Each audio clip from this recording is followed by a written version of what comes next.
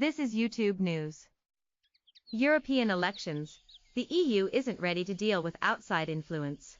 The European Union is having a hard job building a sufficient firewall when it comes to election interference, experts have told CNBC. The European Parliament, the EU's legislative arm, has launched a campaign to tackle online disinformation ahead of its elections in May. But there are certain loopholes that mean there could still be outside influence in the vote. Russia will attempt to influence the parliamentary elections using its usual toolkit, including targeted propaganda and the stealing and leaking of information, Andrew Foxall, director of the Russia and Eurasia Studies at the Henry Jackson Society, told CNBC via email. He added that there are a number of steps that European institutions should take to prevent such influence. EU countries could share information with each other on fake news stories or disinformation, make public any influence attempts whether from Russia or elsewhere, pledge not to use stolen data in their campaigns and make campaign financing more transparent, Foxall said. The Russian government was not immediately available for comment when contacted by CNBC. Campaign financing is another sensitive topic in Europe. There is no common European rule for party funding. Instead, parties in certain jurisdictions must comply with their country's own rules. European leaders have thus far failed to address a major vulnerability, namely that foreign money can flow unimpeded into campaigns in a number of member states, Christine Bertina, a senior fellow at the Alliance for Securing Democracy, a national security advocacy group, said in an article last October. According to the International Institute for Democracy and Electoral Assistance, 4 out of the 28 European countries do not have any restrictions on foreign donations to political parties. They are Belgium, Denmark, Italy, and the Netherlands. This means that, for example, an Italian political party could receive funding from a third country, without it being illegal. 11 other countries have partial restrictions to foreign donations. And only 13 have full bans in place. A spokesperson for the European Parliament told CNBC that the institution contributes to the funding of European political parties through its budget. Up to 85% of party expenditure is reimbursable from the European Parliament, while the rest should be covered by the party's own resources. However, the same spokesperson also said that funding rules for national political parties are outside the European Parliament's remit and as such, cannot comment on the matter. European citizens vote on national parties to represent them at the European Parliament. Those elected then decide which European political group they want to be a part of. According to the spokesperson, there is funding for the latter, but no oversight on funding at the national level.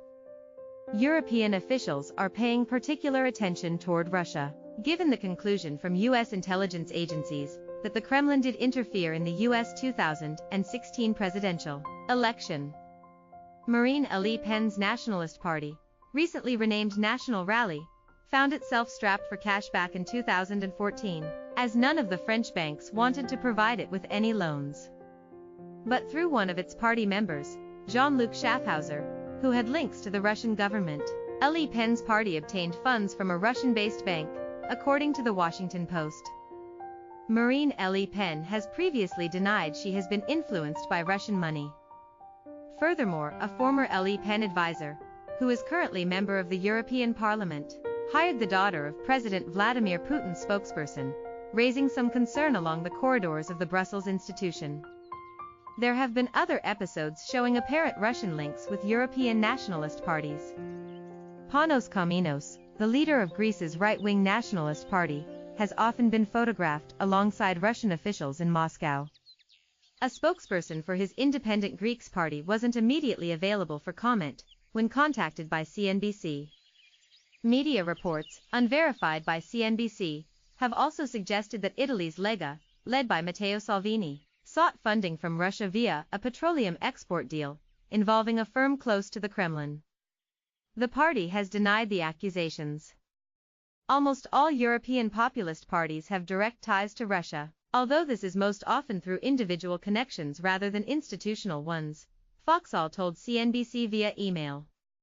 These are people who, for example, accept invitations to travel to Moscow or visit illegally occupied Crimea. both of which are paid for by the Russian state.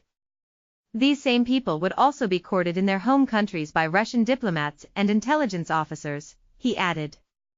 Salvini's Lega is a member of a club for European nationalists, called the Movement. This group was founded by Steve Bannon, the political strategist who previously worked for President Donald Trump, and by a nationalist Belgian politician called Michel Modrikamen.